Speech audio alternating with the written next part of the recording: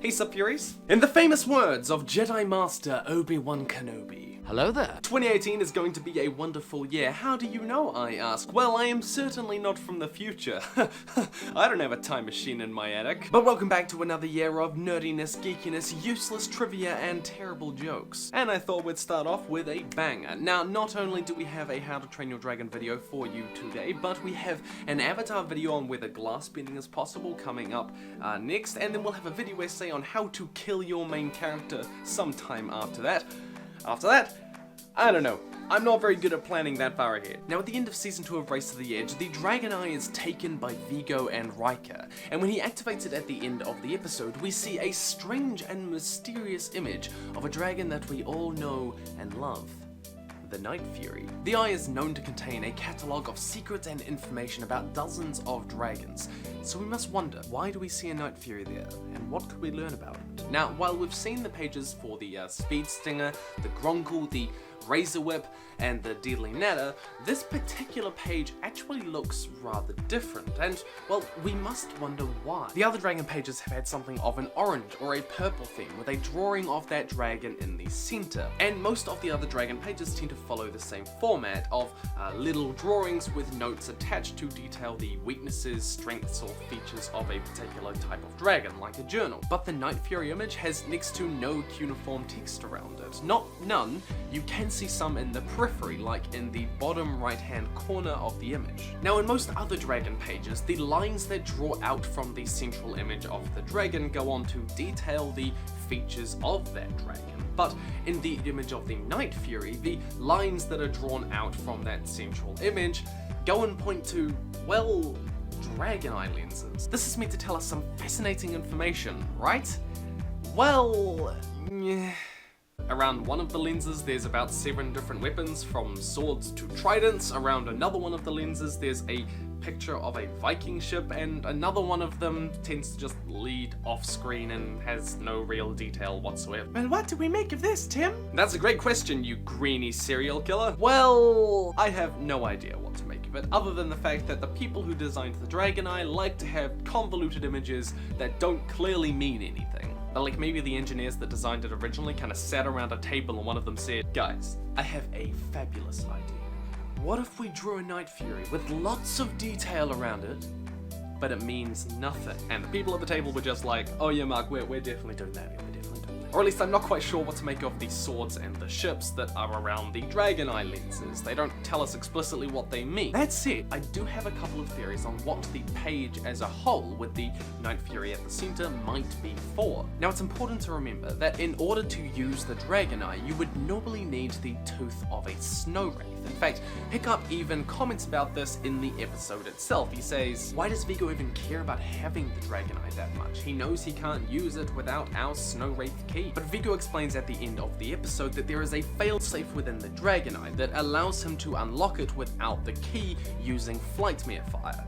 Gel, whatever, mist. And it's this page that shows up when it is triggered. We also learned a bit about the history of the Dragon Eye, that it used to belong to Vigo and Riker's tribe, or at least it was their ancestors that probably compiled all of the information into the Dragon Eye. As the chief of that tribe, it's no shock to me that the information about that failsafe would pass down to Vigo, while Hiccup certainly wouldn't know it. Now remember, the creators of the Dragon Eye were pretty damn keen on making sure that their enemies couldn't use it. They equipped it with things like zippleback gas, a paralyzing dart, and flames to make sure that if anyone unauthorized tried to use it, they wouldn't end up in too good a place. So the information about how to unlock the Dragon Eye without a Snow Wraith key is clearly meant for just the creators of the Dragon Eye, in case, say, sometime in the future there are no Snow Wraiths to be seen, and as we saw in the show, there were very few of them. They're probably going near extinct by the looks of it. And so this is my theory. This page, which can only be triggered by use of the Flightmare failsafe,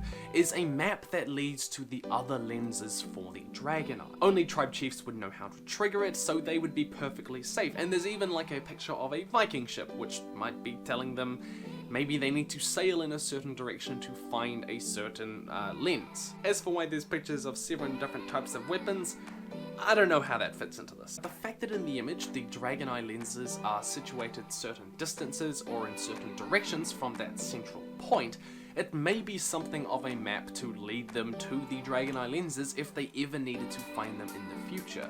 And we do know that the creators of the Dragon Eye did go and hide those Dragon Eye lenses on different islands. The Lycan Wing is one example of that. But let's look at the page in a little bit more detail. It's artistic, it's got multiple colors, it's layered outwards, and it's beautiful with one of the most powerful dragons in existence set in the middle. This is as opposed to most other dragon pages where the drawings are rather bland, filled with writing, and usually just in one color. Now, we don't know much about Vigo's tribe or what it used to be like, but I think it's quite possible that the Dragon Eye was never meant to be used to hurt or harm dragons. In fact, that may be part of the reason they were so keen on making sure others couldn't use it, so they wouldn't be able to use that information to hurt dragons. It would be more like Bork's papers, for example. There's plenty of information in the Dragon Eye that isn't about hurting dragons, and they never paint dragons as monsters and beasts that are out for human blood, like the Vikings tend to think they are at the start of the first movie. No,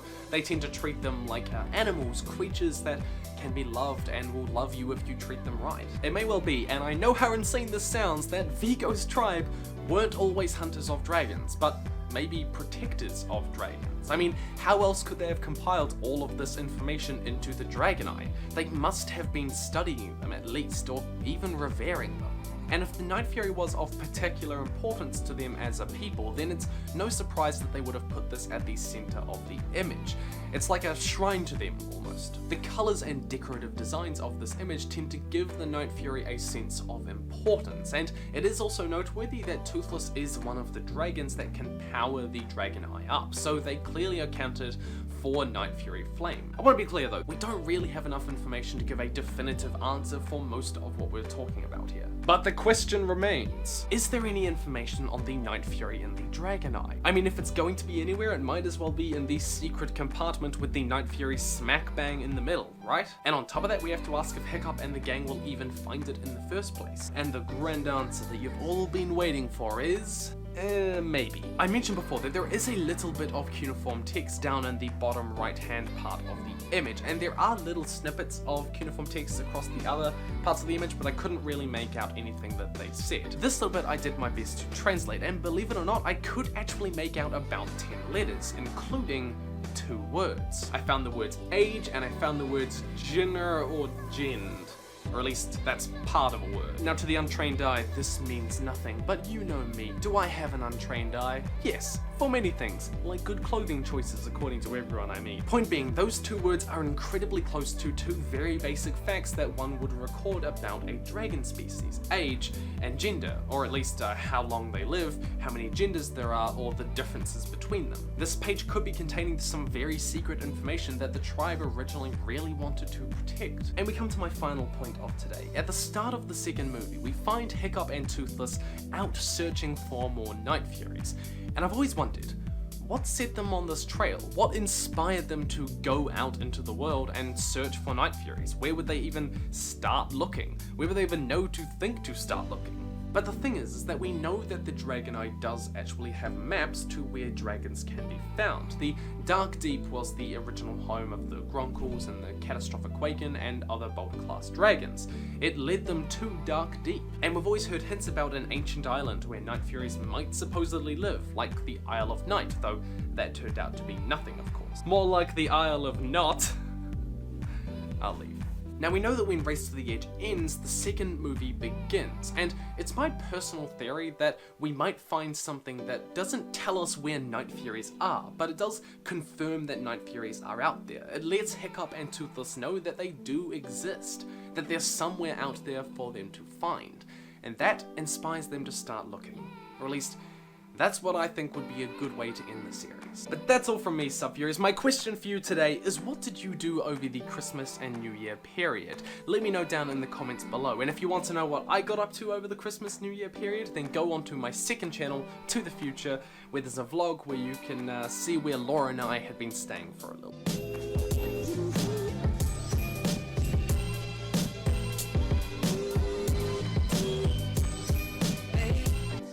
Also, what did you get for Christmas? You know, tell me.